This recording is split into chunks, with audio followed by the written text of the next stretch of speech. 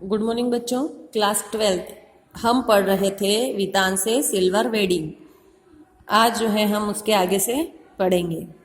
स्वयं किशनदा हर सुबह शहर से लौटते हुए अपने इस मानस पुत्र के क्वार्टर में झांकना और हेल्दी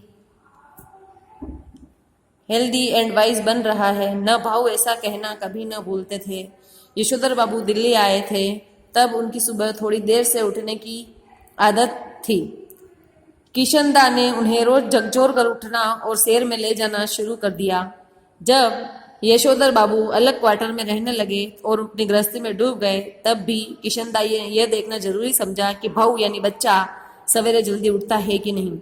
यशोधर बाबू को यह अच्छा लगता था कि कोई उन्हें भाऊ कहता है। हर सवेरे वह किशनदा के अनुरोध करते थे कि चाय पीकर जाएं और किशनदा कभी कभी इस अनुरोध की रक्षा कर देते थे, यानी कभी कभी उनके घर चाय पीकर जाते थे।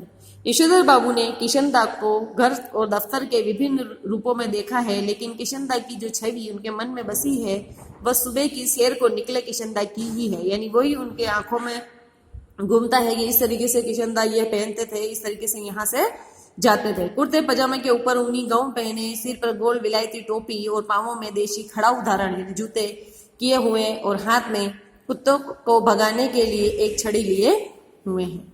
जब तक किशनदा दिल्ली में रहे तब तक यशोधर बाबू ने उनके पट्ट शिष्य और उत्साही कार्यकर्ता की भूमिका पूरी निष्ठा से निभाई।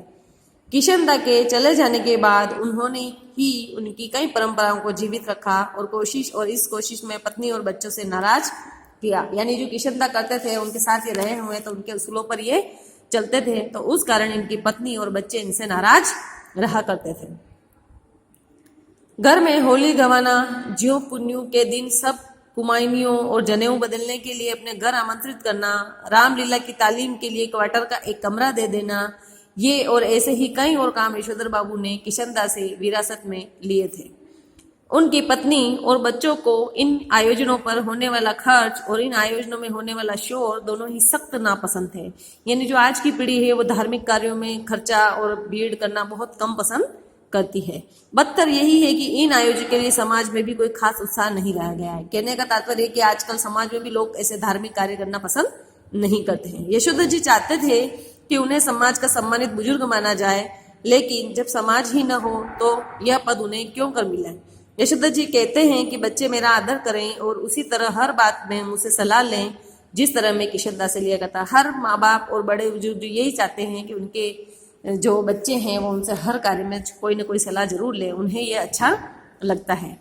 यशोधर बाबू डेमोक्रेट बाबू हैं और हरगिज यह दुराग्रह नहीं करना चाहते कि बच्चे उन्हें उनके कहे को पत्थर की लकीर समझे, लेकिन पूछना जरूरी है। लेकिन यह भी क्या हुआ कि पूछा न ताछा और जिसके मन में जैसा आया करता रहा, कि ये पिताजी वो ये भी नहीं कह रहे हैं कि जो मैं बोलूं वही बच्चे करें, लेकिन कम से कम पूछे सही, बताए तो सही कि क्या उन्होंने करना है।